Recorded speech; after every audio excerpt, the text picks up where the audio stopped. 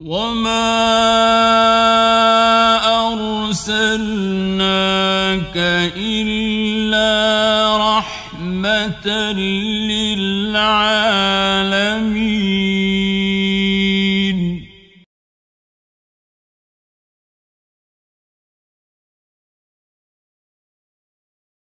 সিরাত পাকের আলোচনায় আমরা গত সপ্তাহে থেমেছিলাম যে নবী করিম সাল্লাল্লাহু আলাইহি ওয়াসাল্লাম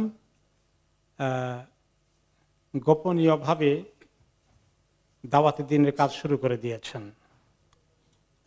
আমরা যদি দেখি মক্কি জিন্দেগিতে তিনি 13 বছর কাটিয়েছেন। 13 বছরে দাওয়াতে দ্বীনের কাজকে 3 ভাগে ভাগ করা যায়। এক নম্বর হচ্ছে গোপন দাওয়াত, বছর 3 কাছাকাছি। 3 বছর পরে প্রকাশ্য দাওয়াত, এবং শেষ দিকে দাওয়াতের দ্বীনের কাজের উপরে ব্যাপক বিরোধিতা এবং দুশ্মনী চূড়ান্ত পর্যায়ে যায়। এই 3 ভাগে আমরা ভাগ করতে পারি। আমরা গত সপ্তাহে ছিলাম গোপন দাওয়াতি কাজ তিনি কিভাবে করেছেন। প্রথমে ওয়াহী যখন নাজিল হইল, ইকরা বিসমি রাব্বিকাল্লাযী খালাক, তখনও তিনি দাওয়াতি কাজ শুরু করেননি। আর দাওয়াতি কাজ শুরু করলেন যখন আল্লাহ তাআলা বললেন, ইয়া আইয়ুহাল মুদ্দাসসির কুম ফাআনযির, হে কম্বল মুড়ি দিয়ে শুয়ে থাকা যিনি রেস্ট নিচ্ছেন, ঘুমিয়ে আছেন, আপনি উঠেন, আপনাকে দাওয়াতি কাজ করতে হবে, মানুষকে সাবধান করেন। এরপরে নাজিল হইল সূরা আল মুজাম্মিল, সেখানেও দাওয়াত সংক্রান্ত বেশ কিছু কথাবার্তা আছে। পরবর্তী পর্যায়ে দুশমনী আসবে কিভাবে তার জন্য প্রস্তুতি নেওয়ার আহ্বান আছে। সূরা আল ফাতিহা নাজিল হয়েছে কাছাকাছি সময়ে, কিভাবে নামাজ পড়তে হবে সেগুলো দেখানোর জন্য। এবং আমরা আলোচনা করেছি যে সালাতের হুকুম এসেছিল কিছুদিন পরেই। জিবরীল আলাইহিস সালাম ওনাকে ওযু শিখিয়েছেন, নামাজ শিখিয়েছেন, এবং রাসূলুল্লাহ সাল্লাল্লাহু আলাইহি সাল্লাম তিনি নামাজ পড়েছেন। এবং ওনাকে দেখা দেখি খাদিজা রাদিয়াল্লাহু আনহা, আলী রাদিয়াল্লাহু আনহু, আবু বকর রাদিয়াল্লাহু আনহু, যায়েদ ইবনে হারেসা রাদিয়াল্লাহু আনহু, ওনারাও যারা ইসলাম কবুল করেছেন ওনারাও নামাজ পড়া শুরু করেছেন। কিন্তু এই নামাজটা 5 ওয়াক্ত নামাজ নয়। 5 ওয়াক্ত নামাজ কখন ফরজ হয়েছে? মেরাজে যাওয়ার পর থেকে। আমরা মেরাজের আলোচনা যখন আসবে তখন আমরা সেটা ইনশাআল্লাহ বিস্তারিত শুনব। তার আগে ওনারা কি নামাজ পড়তেন?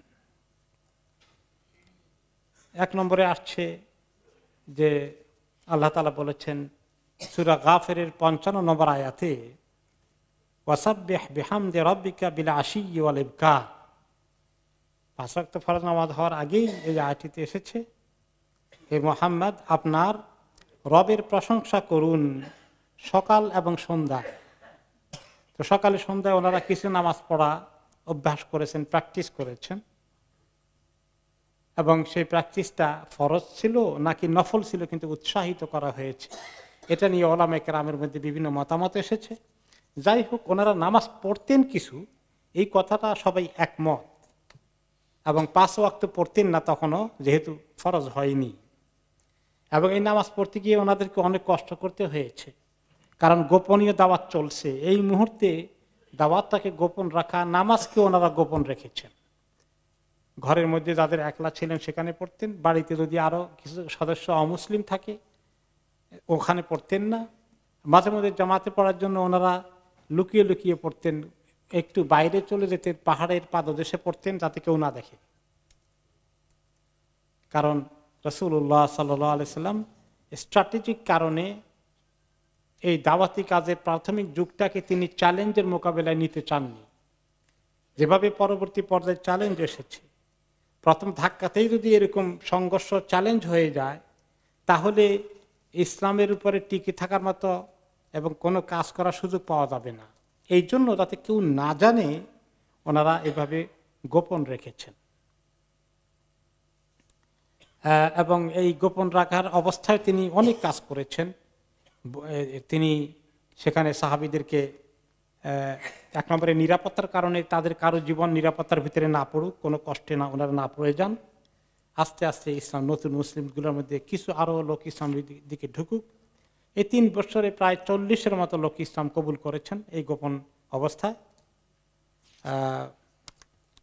তারপরে ওনারা যখন গোপনে নামাজ পড়তেন, কমপ্লিটলি নামাজটাও গোপনে পড়েছেন, এবং ওনারা কোনো অবস্থাতেই টের পেতে দেননি যে ওনারা মুসলিম হয়েছেন, ইসলাম কবুল করেছেন। রাসূলুল্লাহ সাল্লাল্লাহু আলাইহি সাল্লামও দাওয়াতি কাজ ওপেনলি করেন নাই, নিজেও ওপেনলি প্র্যাকটিস করেন নাই। এভাবে ওনারা লুকিয়ে নামাজ পড়তেন।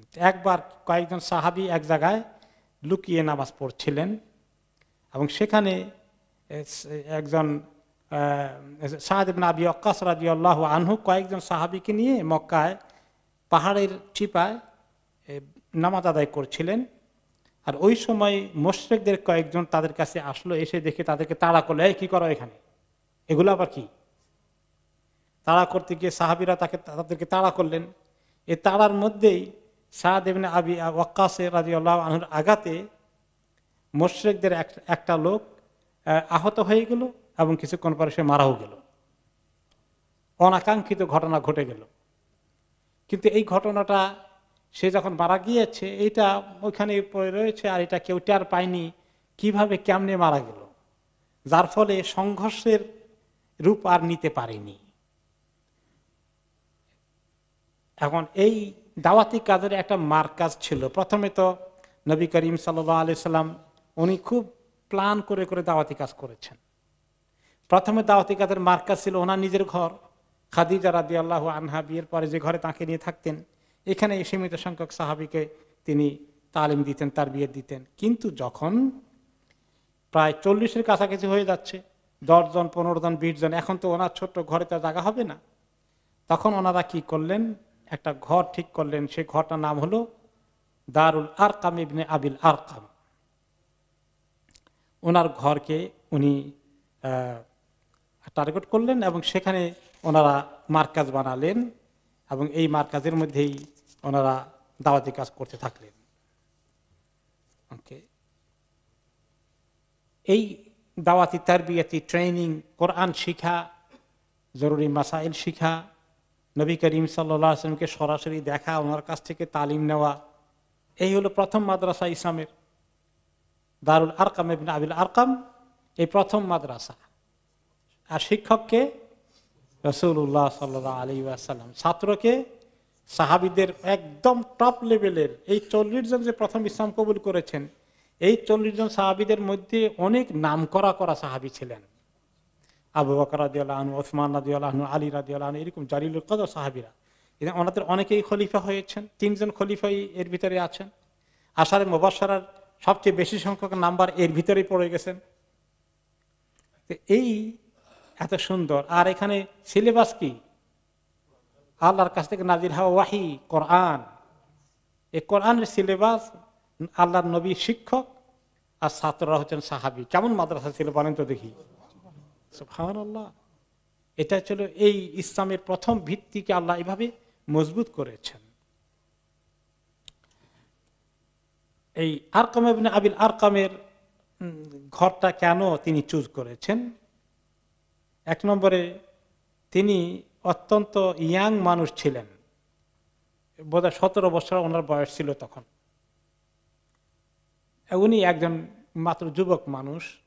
ওনার ঘরে কে আসলো কে গেলে এত লোকেরা খেয়াল করবে না। আবু বকর রাদিয়াল্লাহু আনহুর ঘর হলে তো সমস্যা আছে, তারা জানে যে নবী মুহাম্মদ সাল্লাল্লাহু আলাইহি ওয়াসাল্লামের সঙ্গে বেশি সম্পর্ক আছে, এবং উনি একজন মুরব্বী কিসিমের মানুষ, ইয়াং মানুষ, ইসলামের ব্যাপারে তার কাছে তার কোনো চ্যালেঞ্জ হতে পারে এটা তারা খেয়াল করে নাই। ওকে, আর তিনি একজন কোনো নাম করা ব্যক্তিও ছিলেন না। এরপরে হচ্ছে আরো বৈশিষ্ট্য আছে, তিনি হচ্ছেন কবিলা বনি মাখজুম থেকে। কোরাইশদের মধ্যে অন্যতম একটি ট্রাইব, অন্যতম একটি উপগোত্র হচ্ছে বনি মাখজুম। তাদের সঙ্গে আবার বনি হাশেমের কিছু সংঘর্ষ যুদ্ধ হয়েছিল জাহিলি জমানায়। এখন নবী মুহাম্মদ সাল্লাল্লাহু আলাইহি ওয়াসাল্লাম বনি হাশেম থেকে, আর আরকাম হচ্ছেন তাদের একরকমের দুশমন বনি মাখজুম থেকে। তো কাজেই এখানে মুহাম্মদ সাল্লাল্লাহু আলাইহি ওয়াসাল্লামের সঙ্গে ওনার দুশমন কবিলার একটা কোঅপারেশন হতে পারে, উনি ওখানে যেতে পারেন, এটা কারো মাইন্ডে আসবে না। নবী করিম সাল্লাল্লাহু আলাইহি ওয়াসাল্লাম কিভাবে স্ট্র্যাটেজি ঠিক করেছেন দাওয়াতি কাজের, এটা একটি অন্যতম কারণ ছিল। তিনি, ওনার বয়স কেবল ছিল 16 বছর। এত ছোট বয়সে মক্কার আবু জাহল, আবু লাহাবরা এগুলাকে ওনাকে পাত্তাই দেওয়ার কথা না, কাজে এটা তারা খোঁজখবর রাখার চিন্তাও করেনি। ইত্যাদি কারণে তিনি এই ঘরটাকে বেছে নিয়েছিলেন। এবং সেখানে তিনি কিভাবে কাজ করেছেন, সাহাবীদেরকে তিনি চেষ্টা করেছেন যে বিভিন্ন কবিলার থেকে সাহাবীদেরকে কিভাবে নিয়ে আসা যায়। একটি গোত্র, দুইটি গোত্র থেকে আনলে ওরা আবার টার্গেটের শিকার হয়ে যাবে, কারণ এই দাওয়াত তো অল্প কিছুদিন গোপন থাকবে, পরে এক সময় তো প্রকাশিত হয়ে পড়বে। তখন যেন যদি আক্রমণ করে, তাহলে সব কবিলার থেকে যদি লোক থাকে, তাহলে প্রত্যেক কবিলা আবার তাদের একটা জাতীয়তা ছিল, তখন জাতীয়তাবাদ, গোষ্ঠীগত একটা বিষয় ছিল। এখনো দেখেন গোষ্ঠী নিয়ে দাঙ্গা লড়াই হয়, নিজের গোষ্ঠীর লোকের জন্য কিছু মাঝে মধ্যে মারামারি হয়, কোনো কোনো জায়গায় দেখা যায় এখনো। তো তারা অন্য কবিলার লোকেরা যদি এই কবিলার লোকে আক্রমণ করতে আসে, তাহলে বোঝা গেল যে এখানকার লোকেরা তাকে আশ্রয় দেবে, তাকে দুশমনের হাতে ছেড়ে দেবে না। এই সমস্ত কারণে প্রায় তিনি কুরাইশদের বড় বড় কবিলার লোকগুলো সবগুলো থেকেই তিনি কিছু কিছু করে টার্গেট করে নিয়ে এসেছিলেন এই 40 জনের ভিতরে। এরপরে তিনি একসঙ্গে মাঝে মধ্যে বসেছেন, কিন্তু তিনি তাদেরকে নিয়ে ওসরার ব্যবস্থা করেছেন। 2 জন, 3 জন, 4 জনকে নিয়ে গ্রুপ বানিয়ে দিয়েছেন, স্টাডি সার্কেলের গ্রুপের মতো। সবাইকে একসঙ্গে সবসময় রাখেন নাই। তারা নিজেরা নিজেরা বসে যে ভালো পড়তে পারে কোরআন শরীফ, অন্যদেরকে কিভাবে শিখাবে, এরকম করে করে তাদেরকে বসে বসে মাঝে মধ্যে ভাগ করে দিয়েছেন। যেখান থেকে এখনো তারা ইসলামের কাজ করে, তারা বিভিন্ন ইউনিট, বিভিন্ন এই লেভেলে তারা বসেন। এই আইডিয়াটি কিন্তু একটা সুন্নতি আইডিয়া, নবী করিম সাল্লাল্লাহু আলাইহি ওয়াসাল্লামের দাওয়াতি কাজ থেকে এটা এসেছে। এবং সাহাবীদের মধ্যে কেউ কেউ যখনই ওনারা ইসলাম কবুল করেছেন, কাজকর্ম করা ওপেনলি সময় পেতেন না, তো কিছু গরিব সাহাবীর সঙ্গে ধনী সাহাবীকে জুড়ে দিয়েছেন, যাতে করে তাদের ভিতরে কোঅপারেশন হয় এবং একজন দুর্বলকে বা গরিবকে ধনী বা যিনি শক্তিশালী আছেন তিনি যাতে করে তাকে হেল্প করতে পারেন। এভাবে করে তিনি ওসরা ভিত্তিক দাওয়াতি কাজ করেছেন। এভাবে চলল প্রায়। এখানে মেইনলি কোন কোন বিষয়ে দাওয়াতি কাজের বিষয় টপিক কি ছিল, তখনও বিভিন্ন মাসাইল এত শিক্ষার দরকার হয় নাই, কারণ ইসলামের অনেক কিছু, রোজার হুকুমও আসে নাই, নামাজের হুকুমও আসে নাই, 5 ওয়াক্ত ফরজ নামাজের, জাস্ট এমনি সামান্য সকাল সন্ধ্যার কিছু নামাজ। এরপরে এখানে সুদ, অর্থনীতি, সমাজনীতি, জাকাত, এইগুলো কোনোটারই আলোচনা নাই। মেইনলি কোরআন আর আকীদা মজবুত, ঈমান, তাওহীদ, রিসালাত, আখিরাত, এই ঈমানের এই তারবিয়াত হয়েছে। এবং আমলি জিন্দেগিতে আল্লাহর সঙ্গে সম্পর্ক, আখিরাতের ব্যাপারটা তাদের মন মগজে ঢুকিয়ে দেওয়া এবং তাদের আমল, আখলাক, চরিত্র, ব্যক্তিগত আমলি জিন্দেগি, এগুলোর দিকে ফোকাস করা হয়েছে, যেটা ইসলামের কাজের জন্য, যারা ইসলামের কাজ করবে, দায়ীল আল্লাহ হবে, তাদের এই কাজগুলোর গুরুত্ব অপরিসীম। নিজের আমলি জিন্দেগি গঠন করা, নিজের ভিতরে কোনো ধরনের দ্বিমুখী আচরণ যেন না হয়, ইখলাস যেন বেশি করে সৃষ্টি হয়ে যায়, আখিরাতমুখী চিন্তা যেন থাকে, দুনিয়াবী চিন্তাতে যেন তাদেরকে পেয়ে না বসে, এভাবে করে তিনি সেই তারবিয়তের কাজ সেখানে করেছেন।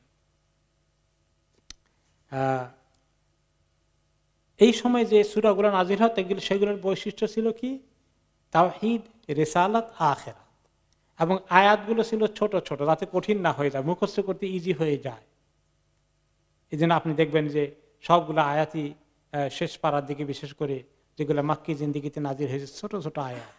আর আরব দেশে কবিতার প্রভাব ছিল, এই জন্য প্রথম আয়াতগুলো কবিতার মতো ছন্দে ছন্দে মিলানো। আলহাকুমুত তাকাসুর হাত্তা যুরতুমুল মাকাবির, মিলছে কিনা? কাল্লা সাউফা তা'লামুন সুম্মা কাল্লা সাউফা তা'লামুন, এভাবে করে মিলছে। সূরা ফাতিহাও ওয়ান অফ দ্য আর্লিয়েস্ট সূরা, সেখানে মিল আছে। আলহামদুলিল্লাহি রাব্বিল আলামিন আর রহমানির রহিম মালিকি ইয়াউমিদ্দিন ইয়াকা না'বুদু ওয়া ইয়াকা নাস্তাঈন, সবগুলা এভাবে মনে যেন সুরে সুরে মিলে এরকম করে নাযিল হয়েছে। আল্লাহর পরিচয় বেশি করে তুলে ধরা, তাওহীদের কথা, কারণ শিরকে ভর্তি হয়ে আছে সমাজটা। আগে তাওহীদ মন মগজে ঢুকাতে হবে, তারপরে এই নবীর কথা, আল্লাহ নবী পাঠিয়েছেন, সেই নবীকে মনে প্রাণে বিশ্বাস করা এবং তার অনুসরণে তার প্রত্যেকটি কথাকে গ্রহণ করার এই মানসিকতা তৈরি করা, তাওহীদের পাশাপাশি রিসালাত, এরপরে আখিরাতমুখী করা। এই তিনটি বিষয় ছিল মক্কি সূরার মেইন পার্ট, এবং যেগুলো তাদের আমলি জিন্দেগিতে বিশাল পরিবর্তন নিয়ে এসেছে। এইভাবে করতে করতে প্রায় 1 বছর 3 পার হয়ে গেল। এখন এর মধ্যে তাদের কাছে কিছু খবর গিয়েছে কিনা আবু জাহাল আবু লাহাবের কাছে, এই যে কিছু একটা চলতেছে মুহাম্মদ সাল্লাল্লাহু আলাইহি সাল্লাম এবং তার লাইনে কিছু লোক, মোটামুটি তারা ওনারা 40 জনের মতো নড়াচড়া করেন, পরিবর্তন হয়েছে, কিছু না কিছু কি তারা টের পায় নাই, টের পেয়েছে। পেয়েও তারা ওই দেখলাম এক জায়গায় নামাজ পড়তে গিয়ে সেখানে একটা ঘটনা ঘটে গেল, কিন্তু এছাড়াও তারা টের পেয়েছে যে কিছু একটা বোধহয় হচ্ছে, কি হচ্ছে পুরো বুঝতে পারছে না। কারণ রাসূলুল্লাহ সাল্লাল্লাহু আলাইহি ওয়াসাল্লাম গোপন রেখেছেন, কয়জন ইসলাম কবুল করছে তাও তারা জানে না, কোথায় বসে তাও তারা জানে না, কিন্তু কিছু একটা নড়াচড়া টের পায়। তো এখন টের পাইলেও তারা মনে করেছে যে এর আগেও, যেমন আমরা শুনেছিলাম সিরাতে পাকের আলোচনার প্রথম দিকে, উমাইয়া ইবনে আবি সালত, তাস ইবনে সাঈদা, আমর ইবনে নুফাইল, এই সমস্ত কিছু তৌহিদবাদী লোক ছিলেন নবী করিম সাল্লাল্লাহু আলাইহি সাল্লামের আগে। আরব সমাজে তারা মাঝে মধ্যে তৌহিদের প্রচার করত, বিভিন্ন মেলায় গিয়ে তাস ইবনে সাঈদা বক্তৃতা করেছে, তাই না? আপনারা শুনেছেন এখানে, যে সেখানে বলছে যে দেখো এক আল্লাহ আছেন, তার দিকে আসো। তো ওনারা তার নবী না, কিন্তু ওনারা নবী ইব্রাহিম আলাইহিস সালামের কাছ থেকে পাওয়া সামান্য তৌহিদকে ধরে রেখেছিলেন হানিফ হিসাবে, এখানে সেখানে সুযোগ মতো কথা বলেছেন। তারা হয়তো মনে করেছে এইরকমই বোধহয় মোহাম্মদ কিছু একটা ওই লাইনের, এটা এত বড় চ্যালেঞ্জ না।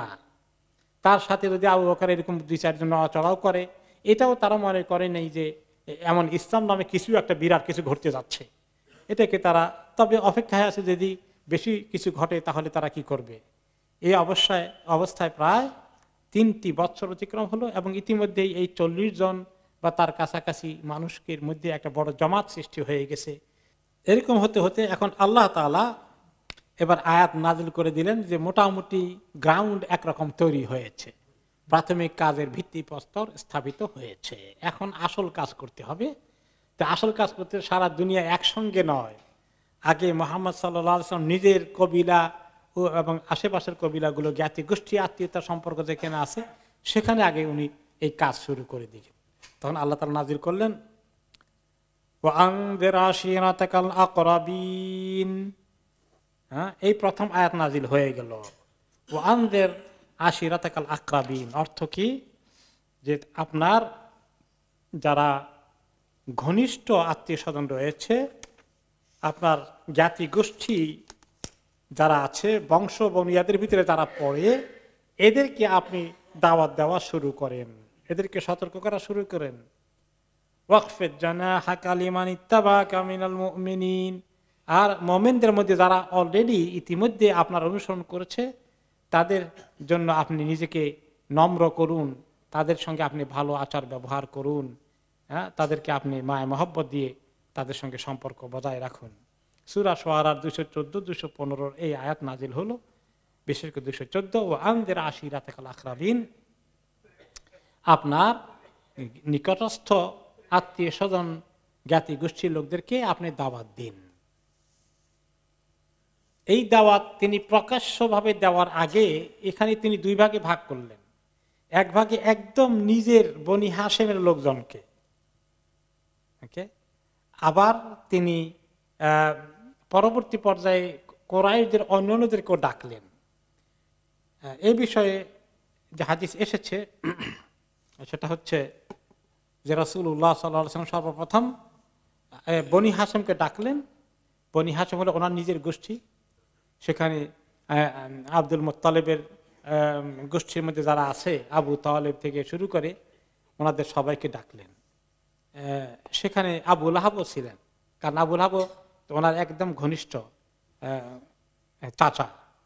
এইভাবে করে তো এখানে যখন তিনি ডাকলেন, প্রায় আনুমানিক 45 জনের মতো তারা হাজির হলো। এটা ঘরোয়া পরিবেশে, বাইরের কাউকে না, নিজস্ব গোষ্ঠীর ভিতরে।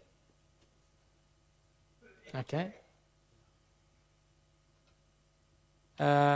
নবী করিম সাল্লাল্লাহু আলাইহি ওয়াসাল্লাম যখন একটু দাওয়াতি লাইনে কথা বললেন যে আল্লাহ তাআলা ওনাকে নবুয়ত দিয়ে পাঠিয়েছেন, লা ইলাহা ইল্লাল্লাহ বলার জন্য, তিনি তাদেরকে আহ্বান জানালেন শিরককে ছেড়ে দেওয়ার জন্য। আবুল হাব তখন চট করে বলে ফেললো, হাউলাই হুম উমুমাতুক ওয়া বনু আম্মিকা ফাতাকাল্লাম ওয়া দাইস সুবাহ। আরে তোমার এত বড় বড় মুরব্বী চাচারা আছে, এরপরে আরো তোমার চাচার গোষ্ঠীর লোকজন আছে, এত মুরব্বী থাকতে তুমি এই নতুন এক জিনিস নিয়ে আবার এখন শুরু করে দিছো এই কাজ। এগুলা ছাড়ো, তুমি চাচাদের কথা শুনো, তাদের তরিকায় তুমি থাকো। ওয়া আলাম আন্নাহু লাইসা লিকাউমিকা বিল আরাবি কাতিবাতুন তাকা ওয়া আনা আহাক্কু মিন আখদিকা ফাহাসবুকা বনু আবিক ওয়া ইন আকামতা আলা মা আনতা আলাইহি ফাহুয়া আইসার আলাইহিম মিন আন ইয়াসুব্বা বিকা বুতুনা কুরাইশ ওয়া তামুদ্দুহুমুল আরব। এখন সে বলল, দেখো এই তুমি যে দাওয়াত নিয়ে এসছো, এইটা যদি এখন তুমি শুরু করে দাও, তাহলে তুমি তোমার এই চাচার গোষ্ঠী সবাইকে বিপদে ফেলবা। এত আরবদের সঙ্গে যুদ্ধ করার মতো এই সমস্ত আরবদের শিরকের কালচারের বিরুদ্ধে তুমি এসে নতুন করে যে আহ্বান জানাবা, এটা সবাই খেপে যাবে এবং সবাই একযোগে এই আমাদের গোষ্ঠীকে আক্রমণ করবে এবং হামলার শিকার বানাবে। কাজেই এইগুলা না করা তোমাদের ঠিক হবে না, তুমি এগুলো ছেড়ে দাও, তুমি এই সমস্ত কথাবার্তা আর বলো না, বন্ধ করে এগুলো। এগুলা একান্ত ঘরোয়া পরিবেশের কথা। তিনি সুবিধা করতে পারলেন না রাসূলুল্লাহ সাল্লাল্লাহু আলাইহি সাল্লাম, কিন্তু তিনি থেমে যাননি। ওনার ভিতরে কাজ করছে যে আল্লাহ তাআলা তো বলে দিয়েছেন ওয়া আনদির আশিরাতাকাল আকরাবিন, কি করা যায়। আবার ডাকলেন আরেকবার, ডাকার পরে এবার আরেকটু কায়দা করে তিনি একদম খুতবার আকারে কথা বললেন। আলহামদুলিল্লাহ আহমাদুহু ওয়া আস্তাঈনুহু ওয়া উমিনু বিহি ওয়া আতাওয়াক্কালু আলাইহি ওয়া আশহাদু আল্লা ইলাহা ইল্লাল্লাহু ওয়াহদাহু লা শারীকা লাহু। এরপরে বললেন ইন্নার রাঈদা লা ইয়াকযিবু আহলাহ, যে ব্যক্তিকে আল্লাহ তাআলা কোনো কিছুর দায়িত্বশীল করেন, কোনো পরিবারের দায়িত্ব দেন বা কোনো গরু ছাগলের রাখালগিরি করার দায়িত্ব দেন, যে কোনো দায়িত্বশীল করেন, তার উচিত তার দায়িত্বের আন্ডারে যারা আছে তাদেরকে সতর্ক করা, তাদেরকে ছেড়ে না দেওয়া, তাদের ব্যাপারে দায়িত্ব পালন করা। ওয়াল্লাহি লা ইলাহা ইল্লাহু ইন্নী রাসূলুল্লাহি ইলাইকুম খাসাতান। আল্লাহর কসম করে বলি, আমি সত্য কথা বলতে বাধ্য যে আপনারা আমার খাস লোক, একান্ত আপন গোষ্ঠী। আল্লাহ তাআলা আমাকে আপনাদের কাছে রসুল করে পাঠিয়েছে খাস করে আপনাদের জন্য, আর বাকি আম তো সারা দুনিয়ার মানুষ আছে। ওয়াইলান নাসি আম্মাতান ওয়াল্লাহি লা তামুতুন্না কামা তানামুন। আপনারা কি মরবেন না একদিন? একদিন কিন্তু মনে রাখেন মরতে হবে। যেভাবে আপনারা ঘুমান, এরকম করে ঘুমটা যেরকম ভাবে নিশ্চিত ঘুমাতে হয়, মৃত্যুটাও হবে, মরতে হবে। ওয়ালা তুবআসুন্না কামা তাস্তাইকিদুন। আর যেভাবে আবার ঘুম থেকে উঠেন, এরকমই বাস্তবতা হবে, মরে যাওয়ার পরে আবার আপনাদেরকে উঠানো হবে, আখিরাতে আবার চিন্তা করা হবে। ওয়ালা তুহাসাবান্না বিমা তা'মালুন।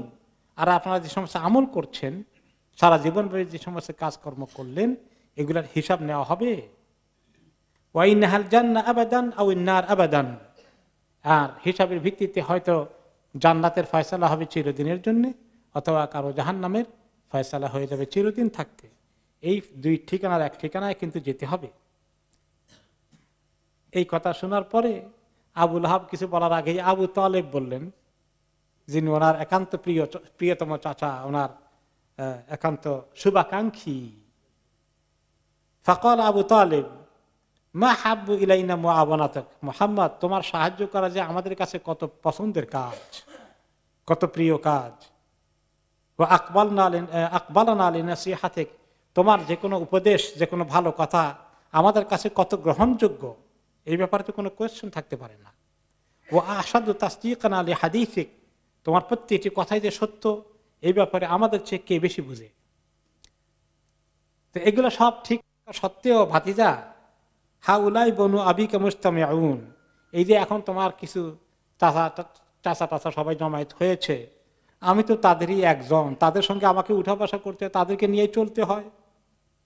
ওয়া ইন্নামা আনা আহাদুম গায়রা আন্নী আসরাহুম ইলা মা তুহিব, আমি তো তাদের সঙ্গে চলতে হয়, তাদেরকে বাদ দিয়ে তো কিছু করতে পারি না, তাদের বিরুদ্ধেও যেতে পারি না। যদিও তুমি যেটা চাও সেটা করতে আমার কতই না মনে চায়,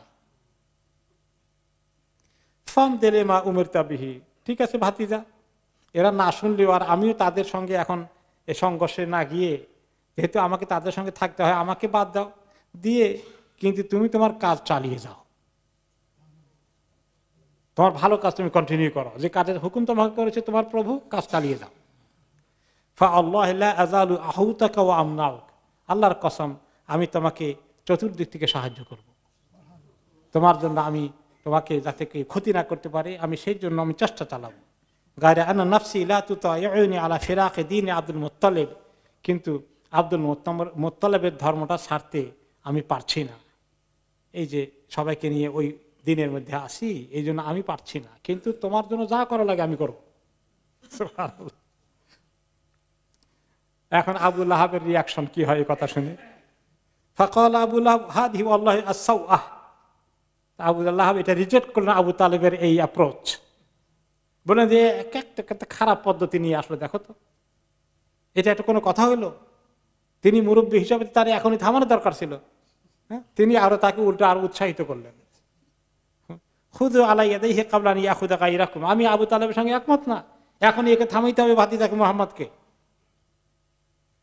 তা আমরা না থামাইলে অন্যরা চড়াও হবে, সেও আক্রমণের শিকার হবে, আমরাও আক্রমণের শিকার হব। আবু তালেব তখন আবার মন্তব্য করলেন আবু লাহাবের, আল্লাহ নাহু মা বাকিনা, শোনো আবু লাহাব, আমার কথা হলো এই, যতক্ষণ পর্যন্ত বেঁচে আছি ততক্ষণ পর্যন্ত আমি আমার ভাতিজাকে সাহায্য করব। এখন এই হলো পারিবারিক পরিবেশে, ঘরোয়া পরিবেশে, আপন গোষ্ঠীর মধ্যে দাওয়া। এবারে গোষ্ঠীতে আরো বড় কোরাইশের যত বুতুন আছে, যত আরো প্যাট আছে, বাতন মানে প্যাট, কোরাইশের প্যাট ভাগ হয়েছে না, আরো উপগোষ্ঠী উপকবিলা হয়েছে, এদেরকে নিয়ে সবাইকে ডাকার জন্য তিনি কি করলেন, হ্যাঁ, সাফা পাহাড়ে উঠলেন। উঠে, যে সাফাতে আমরা এখন এই কি করতে যাই, সাই করতে যাই, কোন কোন রেওয়ায়েতের জাবালে আবি কোবাইস এসেছে, ওই পাহাড় একটাই, ধরেন না খুব বেশি উঁচু পাহাড় না, টিলার মতো আর কি, তো এখানে একটু উঁচু ছিল, ওখানে একটু উঁচু ছিল, তো কোনোটার নাম আবু কোবাইস, কোনোটার নাম সাফা, পাশাপাশি, তো কাজেই একই এলাকা আপনি বলতে পারেন। তো সেখানে তিনি উঠলেন, উঠে তিনি ডাক দিলেন, ইয়া সাবাহা, সকাল সকাল যেতে উঠতে কোনো গুরুত্বপূর্ণ খবর, বিপদ আপদের খবর, কোন দুশ্মনের আক্রমণের খবর ইত্যাদি দিতে হলে তখন এই পাহাড়ে সবাই উঠতেন, সকাল সকাল উঠতেন, কারণ সকালে সবাই ঘুম থেকে যখন উঠে তখন দুনিয়াটা একটু ঠান্ডা থাকে, দৌড়াদৌড়ি চিল্লাচিল্লি হওয়ার আগে নীরব থাকে, আওয়াজটা তখন দূরে যায়, সবাই প্রত্যেকেই ঘুম থেকে উঠে মোটামুটি এখন অ্যালার্ট অ্যাওয়াক আছেন। এখন কেউ দুপুরবেলা হলে কেউ কাইলুলা করতে গেল, বিকেলবেলা হলে কেউ আবার ছাগল চড়াইতে বাইরে চলে গেল, কিন্তু এখন সবাই আসে, এই সময়টা সবাই বেছে নিত কোনো গুরুত্বপূর্ণ খবর দিতে হলে। তিনিও বেছে নিলেন এই টাইমকে, এবং তিনি বললেন, এই সকাল সবাই তোমরা এদিকে আসো, সকালের জরুরি খবর আছে। তিনি কবিরাদিগুলোকে নাম ধরে ধরে ডাকলেন, তিনি ডাকলেন ইয়া বনি ফেহের, ইয়া বনি আদি, এভাবে করে বনি উমাইয়া, প্রত্যেকটি কবিলাকে ডাকলেন, সবাই আসো, সবাই এসো, অত্যন্ত জরুরি খবর আছে। সবাই যখন জমা হয়ে গেল, এমনকি কেউ কেউ যে নিজে আসতে পারেনি তাদের কবিলার থেকে, বা ঘরের যিনি কর্তা তিনি আসতে পারেননি, তার কাজের ছেলে হলে কেউ পাঠিয়েছেন, এই শুনে আর জরুরি কি খবর আছে, যে অসুস্থ সে আসতে পারেনি, তার পক্ষ থেকে কাউকে পাঠিয়েছে, সবাই আসলো। আবু লাহাব আসলো, কোরাইশের সমস্ত কবিরা লোকেরা আসলো। তখন তিনি সবাইকে লক্ষ্য করে বললেন, লাউ ফাকারা আরাআইতুকুম লাউ আখবারতুকুম আন্না খাইলান বিল ওয়াদি তুরিদু আন তুগাইয়িরা আলাইকুম আকুনতু মুসাদ্দিকিন, আমি যদি বলি ওই পাহাড়ের পেছনে দেখা যায় না কিছু, কিন্তু আমি যদি বলি আমি দেখেছি বিশাল এক অশ্বারোহী বাহিনী, দুশ্মনের বাহিনী ঘোড়া টোড়া নিয়ে হাজির হয়ে গেছে, এই মুহূর্তে আমাদের এই জনপদে হামলা করে সবাইকে মেসাকার করবে, আমাদের সমস্ত লুটপাট করে নিয়ে যাবে, আমাদের মহিলাদেরকে অত্যাচার করবে, এই খবর যদি আমি এখন দেই, তোমরা কি সবাই আমার কথা বিশ্বাস করবে? কালু নাম, তারা বলেন অবশ্যই বিশ্বাস করব। মা জাররাবনা আলাইকা ইল্লা সিদকা, এই পর্যন্ত তোমার ব্যাপারে কোনো খবর আমরা মিথ্যা পাইনি, যা কিছু কোনোদিন বলেছ সব সত্য বলেছ, কাজে আজকেও তুমি সত্য বলবা, এটাই আমাদের বিশ্বাস। এই কথা সার্টিফিকেট নিলেন তিনি প্রকাশ্য দাওয়াতের এই দ্বিতীয় পর্যায়ে, যেটা আম দাওয়াত, প্রকাশ্য ওপেন ফিল্ডে। তারপরে তিনি বললেন, ফাইন্নী নাযীরুল লাকুম বাইনা ইয়াদাই আযাবিন শাদীদ, আমি আপনাদেরকে সাবধান করছি যে আপনাদের সামনে আল্লাহ তাআলা এক বিরাট খবর দিয়ে আমাকে পাঠিয়েছেন, যে যদি এই শিরক ছেড়ে না দিয়ে, শিরক না ছেড়ে এবং আল্লাহর কাছে না এসে এক আল্লাহর ইবাদত আমরা না করি, তাহলে আল্লাহর আযাবে সবাই হালাক হয়ে যাবে, ধ্বংস হয়ে যাব, এবং আখিরাতে আমাদের জন্য আল্লাহর কাছে আর কিছুই থাকবে না, আমরা ক্ষতিগ্রস্ত হয়ে যাব। এই এক আল্লাহর খবর দিতে এসেছি। সমস্ত মূর্তিগুলো এগুলো মিছা, এগুলো কোনো মাবুদ হওয়ার উপযুক্ত কিছুই না। এক আল্লাহর ইবাদত করতে হবে, তার জন্যই তিনি আমাদেরকে সৃষ্টি করেছেন। সে খবর দিয়ে আল্লাহ তাআলা আমাকে রিসালাতের দায়িত্ব দিয়ে পাঠিয়েছেন, এই বিশ্বাসের দিকে আপনাদেরকে ডাকছি। তারপর তিনি এই যখন বললেন, বলার সঙ্গে সঙ্গে আবু লাহাব টের পেয়ে গেল। ফাকালা আবু লাহাব তাব্বান লাকা সাইরিল ইয়াউম আলিহাযা জামাআতানা, হে মুহাম্মদ, তোমার প্রতি অভিশাপ বর্ষিত হোক সারাটা দিন ধরে। সাইরিল ইয়াউম, পুরো দিন তোমার উপরে খালি আল্লাহর বর্ষণ, আযাব বর্ষণ হোক। তুমি কি সমস্ত উল্টাপাল্টা কথা বললে, অভিশপ্ত। এই বলে সে সব গন্ডগোল করে দিল এবং একটা হইচই সৃষ্টি হয়ে গেল। কিন্তু কেউ আর কোনো কথা বললো না, কারণ তারা তো হতবাক। এই লোক তো জীবনে কোনোদিন মিথ্যা কথা বলেনি। তারা হয়তো চিন্তা করছিল, তাদের চিন্তা যেন করতে না পারে, আবু লাহাব এই বৈঠকটাকে ভেঙে দিল, হইচই করে দিল, সৃষ্টি করে ফেললো। কিন্তু এটা কারো কারো দিলে হয়তো ঢুকেছে, পরবর্তী পর্যায়ে এই জিনিস হয়তো কাজ করেছে, এই মুহূর্তে না করলেও। সে যে এই অভিশপ্ত হওয়ার কাজ করলো, সবাই চুপ করে থাকলো, এতে প্রমাণ হয় নবী করিম সাল্লাল্লাহু আলাইহি ওয়াসাল্লাম ঠিকই তিনি যে সবার কাছে গ্রহণযোগ্য ব্যক্তিত্ব, এতে কোনো সন্দেহ নাই। এখানে শিক্ষণীয় বিষয় হচ্ছে, নবী করিম সাল্লাল্লাহু আলাইহি ওয়াসাল্লাম দাওয়াত দেওয়ার জন্য কি কি স্ট্র্যাটেজি নিলেন দাওয়াতি কাজের জন্য। কথাটা যাতে সবার কাছে পৌঁছানোর জন্য একটা উঁচু জায়গা নিলেন, যেখানকার কথা সবার কাছে পৌঁছে। তাহলে পৌঁছানোর কাজে বর্তমান জমানায় এত উঁচুতে উঠা লাগে না। বর্তমান জমানায় পৌঁছানোর কাজ কি? মিডিয়ার মধ্যে মাইক আছে, মিডিয়ার মধ্যে একটু মঞ্চ আছে, স্টেজ বানায়, উঁচু জায়গা।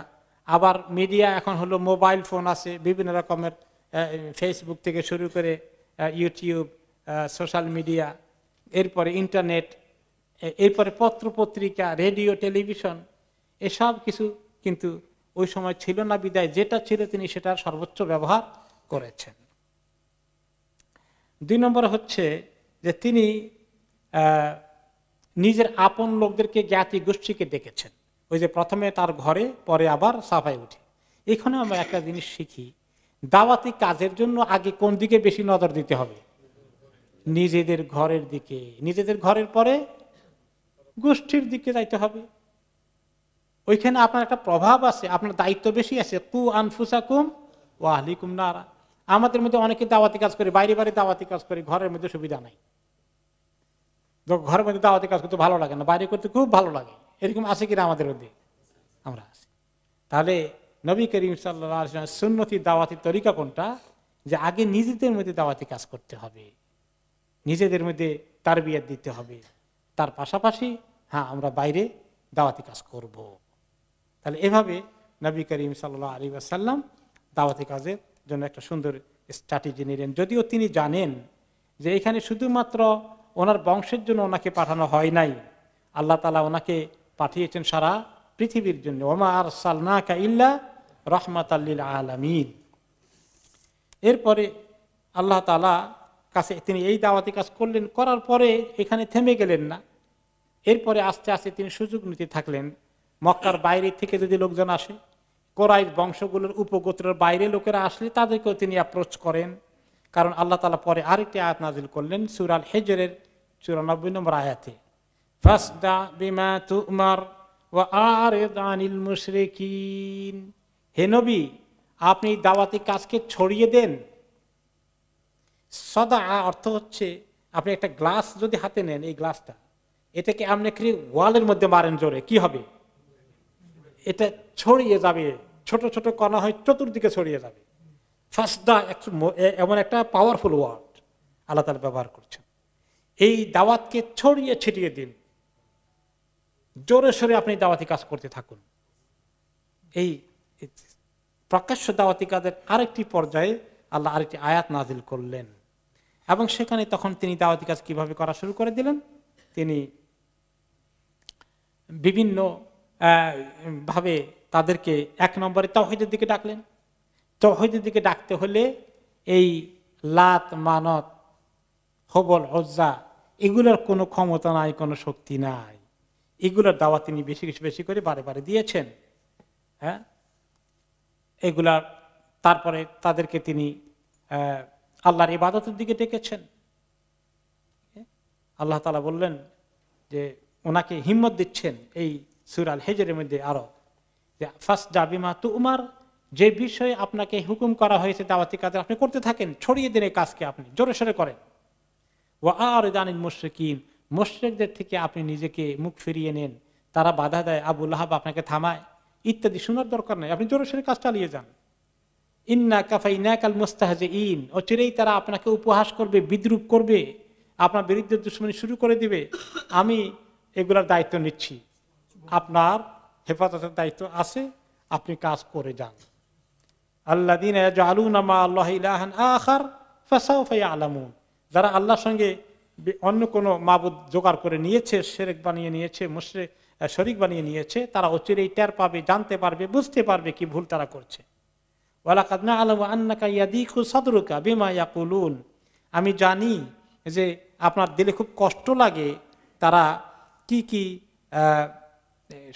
কথা আপনার বিরুদ্ধে বলে, আপনার বিরুদ্ধে বিভিন্ন প্রপাগান্ডা চালিয়েছে। এখন তিনি দাওয়াতি কাজের প্রচার করেন, আর তারা প্রচার করে কি? ওনার কুৎসা, ওনার বিরুদ্ধে অপপ্রচার, মিথ্যা প্রচারে যারা লেগে গেল। উনি দাওয়াত দিচ্ছেন ইসলামের দিকে, তারা এখন ওনার বিরুদ্ধে কুৎসা রচনা, বিভিন্ন কল্পকাহিনী জোগাড় করে ওনার বিরুদ্ধে শুরু করে দিল। তারা বাইরে যাওয়ার আগে সর্বপ্রথম তারা আসলো আবু তালেবের কাছে, আবার আবু তালেবকে আবার ধরলো আবু জাহাল, আবু লাহাব এসে, এবং তাদের বড় বড় লিডারগুলো এসে বলল, ইয়া আবু তালেব, ইন্না ইবনা আখিয়া কাদ সাব্বা আলিহাতানা ওয়া আবাদিনানা ওয়া সাফা আহলামানা। আবু তালেব, আপনি তো জানেন এই আপনার ভাতিজা আমাদের মাবুদগুলোকে গালিগালাজ করে। উনি তো গালিগালাজ করেন না, উনি বলেন যে এগুলো তো কোনো কিছু করার শক্তি নাই, এরা তোমাদের কথাও শুনতে পায় না, তোমাদের কোনো দরখাস্ত কবুল করতে পারে না, তাদের হাতে ভালো মন্দের কোনো ক্ষমতা নাই, এই কথা বলে। এখন গালিগালাজ হয়ে গেছে এটা। ওকে, ও আবাদিনানা, আমাদের দিনের ব্যাপারে কুৎসা রটনা করে, আমাদের দিনের ব্যাপারে রিলিজিয়াস হেট্রেড ছড়িয়ে দেয়, ধর্মীয় বিদ্বেষ সৃষ্টি করছে। ওয়াসাফা আহলামানা, আর আমাদের যা পূর্বপুরুষ যারা মুরব্বীরা ছিলেন, এত জ্ঞানী গুণী লোকেরা যারা মূর্তি পূজা করে গেলেন, তাদেরকে সবাইকে এখন উনি বেকুব মনে করছে। তার মানে যেন কিছুই বুঝে নাই, সে অনেক কিছু বুঝে ফেলেছে। কত বড় বেয়াদবি! ওয়াদাল্লালা আবাআনা, আমাদের বাপ দাদা সবাই গোমরাহ ছিল, সেই কথা বলতে চায়। ফাইমা আন তাকুফাহু আন্না ওয়া ইম্মা আন তুখাল্লিয়া বাইনানা ওয়া বাইনাহু। এখন আবু তালেব আপনার খুশি, হয় আপনি তাকে থামান, না হলে আপনি তার থেকে হাত সরাইয়ে নেন, আমাদের মধ্যে ছেড়ে দেন, আমরা তাকে কিভাবে সাহায্য করতে হয় সেই ব্যবস্থা করি। দুইটার একটা আপনাকে করতে হবে। ফাইন্নাকা আলা মিসলি মা নাহনু আলাইহি বিন খিলাফি, আমরা তো জানি আপনিও তো তার এটার কবুল করেন নাই, তো আপনি আমাদের সঙ্গ দিচ্ছেন না কেন? ফাকাল লাহু আবু তালেব কাওলান রাকিকান, আবু তালেব শেষ পর্যন্ত দেখলো যে কোন সঙ্গে বুঝাই শুনে, আচ্ছা ঠিক আছে ভাতিজারা, আমি কথাবার্তা বলবো, তোমরা এটা নিয়ে বেশি ইস্যু করো না, বুঝে সুঝাই দিয়ে কোন রকমে তাদেরকে বিদায় করে দিলেন।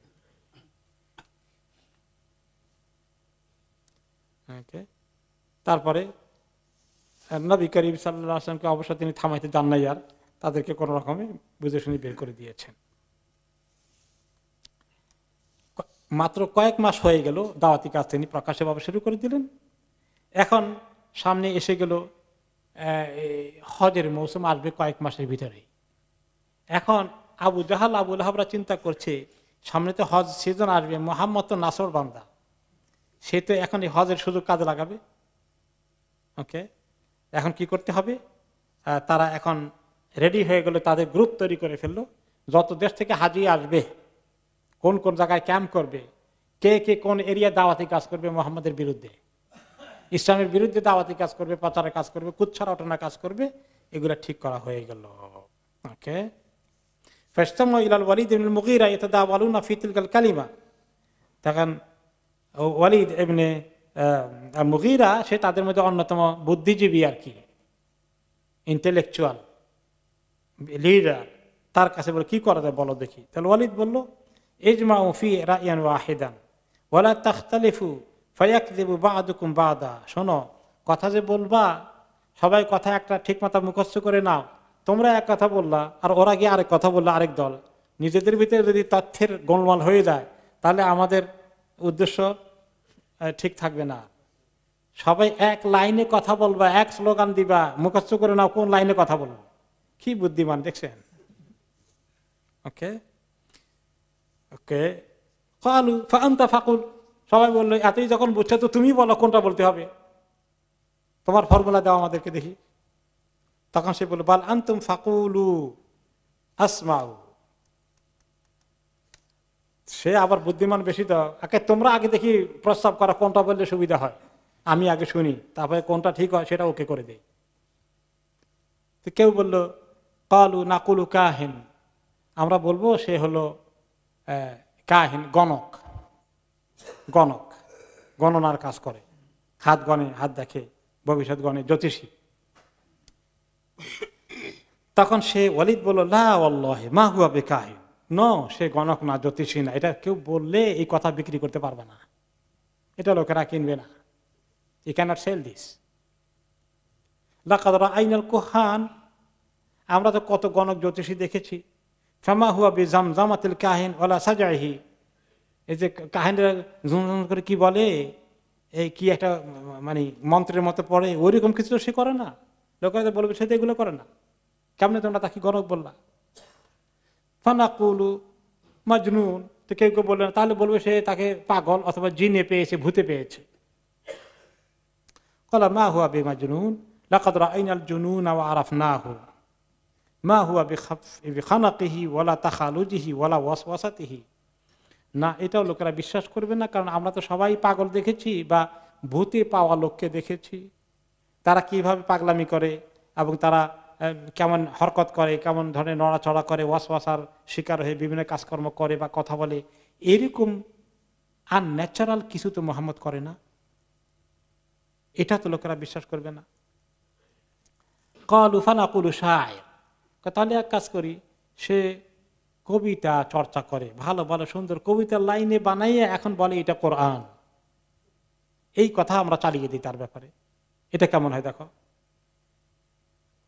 তখন সে বলল, মা হুয়া বিশায়ের, না, কবিতার কথা বললেও মনে হয় চলবে না, কবি ভাবলেও চলবে না, কারণ লাকাদ আরাফনা শের কুল্লাহু রাজজাহু হাজজাহু কারিদাহু মাকবুদাহু মাবসুতা, আমরা যত রকমের কবিতার ধরন প্রকৃতি আছে সব রকমের লেখাপড়া কিছু না কিছু তো করেছি, শুনেছি, কোনটার সঙ্গে তার কথা মিলে না, তার কোরআন মিলে না।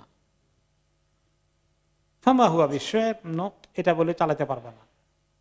ক্বালু ফানাকুলু সাহির, তারা বলল যে, আবার বলতেছে যে আমরা তখন বলি তাহলে এখন সাহিরুল জাদুকর বলবো, তাহলে 4 নম্বরে জাদুকর, জাদুর ভেল কি, তার কথার মধ্যে জাদু আছে, জাদু দিয়ে লোকদেরকে পাগল করে তার দিনের দিকে নিয়ে যায়, এই কথা বলবো। ক্বালা মা হুয়া বিসাহির লাকাদ রাআইনা সাহার ওয়া সাহারাহুম, আমরা কত জাদুকর দেখেছি আমাদের সমাজে আছে, ম্যাজিশিয়ান, ওদের মতো তো কিছুই তার কথাবার্তা মিলে না। ফামা হুয়া বিনাফাযিহিম ওয়ালা উকাদিহিম, তাদের মতো কিছু মন্ত্র পড়ে ফু দেওয়ার কাজ আর রশির মধ্যে গিরা দেওয়ার কাজ, এগুলো তো সে করে না কোনোদিন, এটাও তো কেউ বিশ্বাস করবে না, জাদুকর হলে তো এগুলো করে। ক্বালু ফামা নাকুল, এখন সবাই তো সব 4 রকমের বুদ্ধি শেষ, কয় বেটা 4 রকম দিলাম, কোনোটাই নিলাম না, এখন বলো কোনটা বলবো সেটা বলো। ক্বালা আল্লাহি ইন্না লিকাউলিহি হালাওয়া, সে বলে তার কথার মধ্যে একটা যে সুন্দর মিষ্টি ভাব আছে, তার কথার মধ্যে যে মাধুর্য আছে, ওয়াইন আসলাহু লাআযক ওয়াইন ফারআহু লাজানাহ ওয়ামা আনতুম বিকাইলিনা মিন হাযা শাইআন ইল্লা আরাফা আন্নাহু বাতিল ইল্লা উরিফা আন্নাহু বাতিল। তার কথার মধ্যে, তার চরিত্রের মধ্যে, তার প্রত্যেকটি জিনিসের মধ্যে যে এত সুন্দর আকর্ষণ আছে, তোমরা এই চারটা যেটাই বলবা লোকেরা বলবে একটা বাজে কথা বলছো, খামাকা তাকে তহমত দিচ্ছ, তার বিরুদ্ধে অপপ্রচার করছো, ধরা পড়ে যাবা। ওয়া ইন্না আকরাবাল কাউলি ফিহি লিআন তাকুলু সাহির। তবে আমি বুঝছি আমার কাছে 5 নম্বর কিছু নাই, এখন তোমাদের 4 নম্বর, এই 4টা থেকে একটা নিতে হবে। তো নিতে হলে আমার মনে হয় কোন রকমের মন্দের ভালো সাহির, জাদুকর, এইটা বলে চালানো যায় কিনা শেষ পর্যন্ত দেখো। এর বাইরে আর কিছু ফর্মুলা পাওয়া গেল না। যা আবে কাউলেন, তো বলে যে এখন সে যে জাদুকর এটা প্রমাণ করবা কেমনে, দলিল কি, সেটার জন্য সে আবার বুদ্ধি দিল। বলবা যে সিহরুন ইফাররিকু বাইনাল মারই ওয়া আবিহি,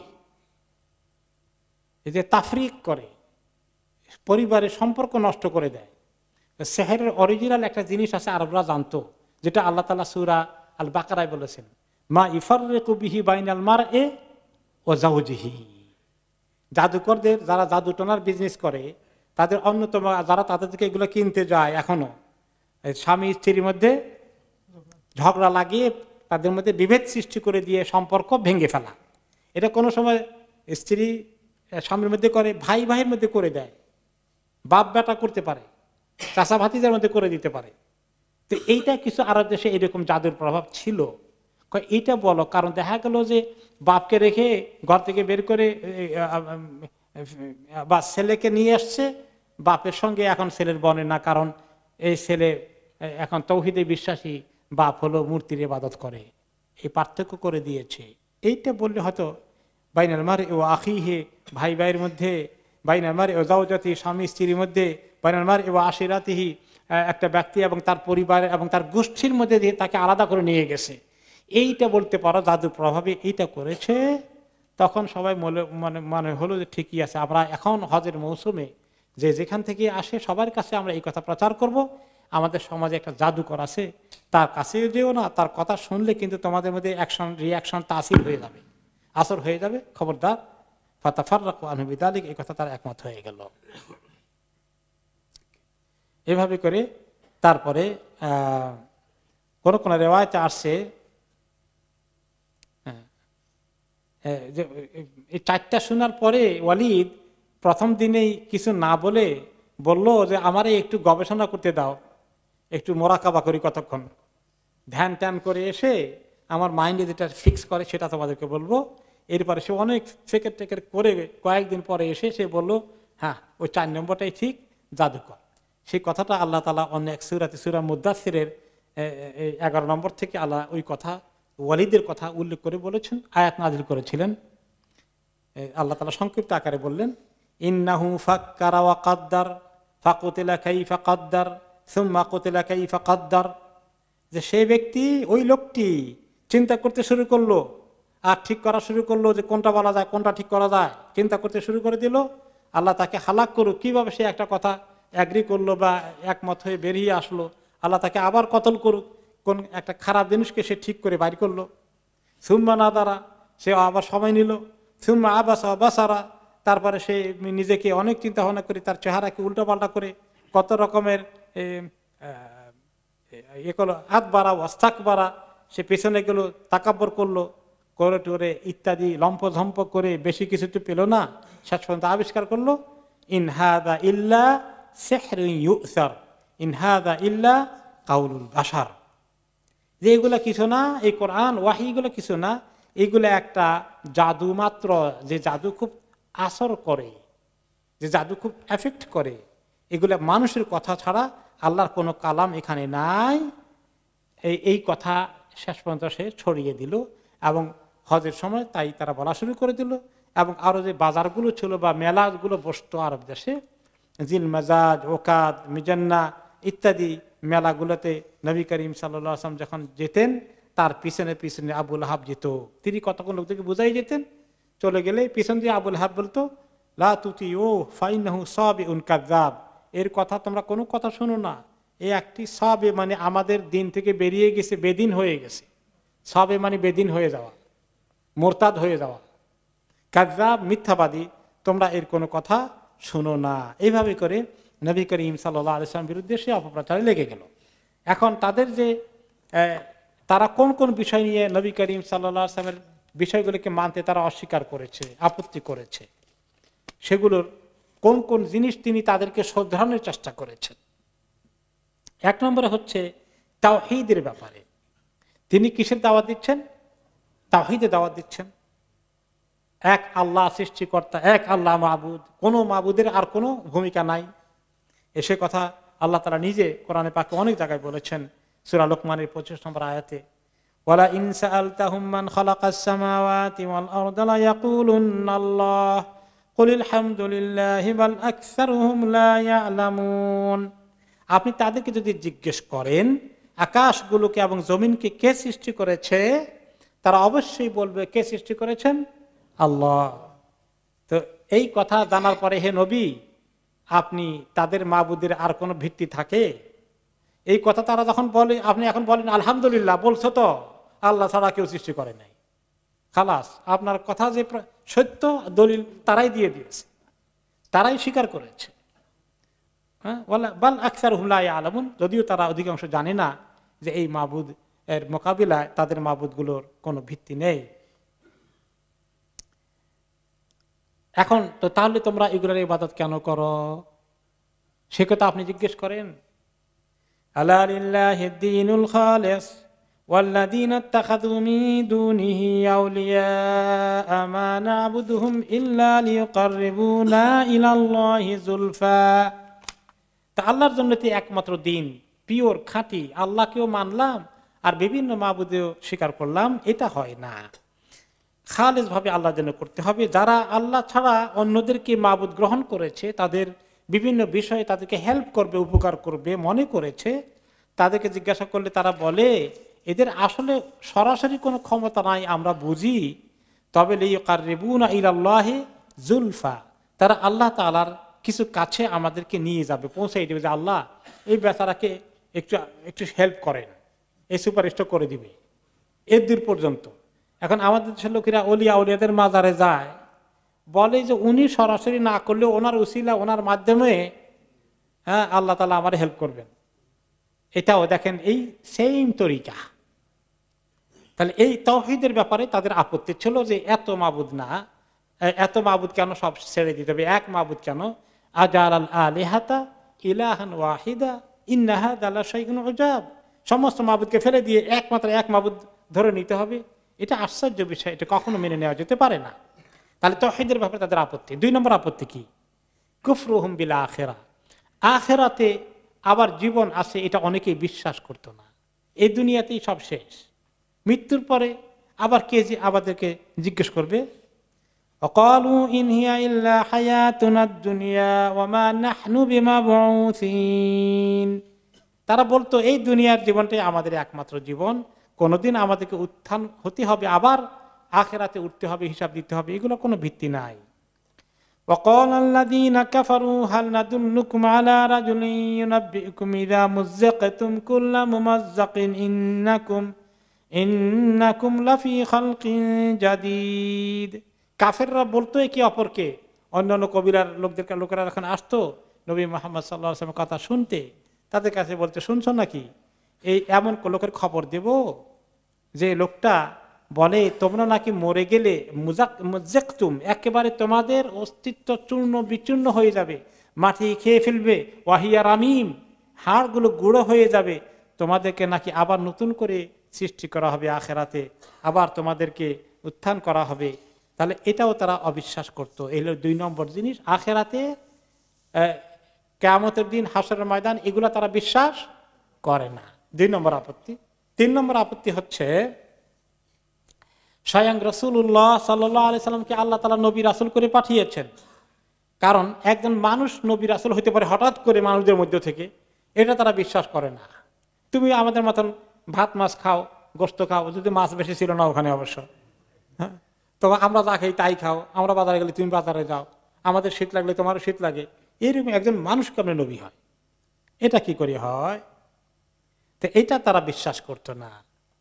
তারা বলতো যদি আল্লাহ তাআলা সেই কথা সূরা ইসরা 94 নম্বর আয়াতে বলেন, ওয়ামা মানা'আন নাস আন ইউমিনু ইয জাআহুমুল হুদা ইল্লা আন